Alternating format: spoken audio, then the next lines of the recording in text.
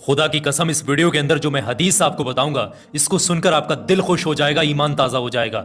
नबी करीम हुजूर सल्लल्लाहु ताला अलैहि वसल्लम ने हज़रत अली से फरमाया, जब शाम को बिस्तर पर सोने जाया करो तो ये 5 काम कर लिया करो।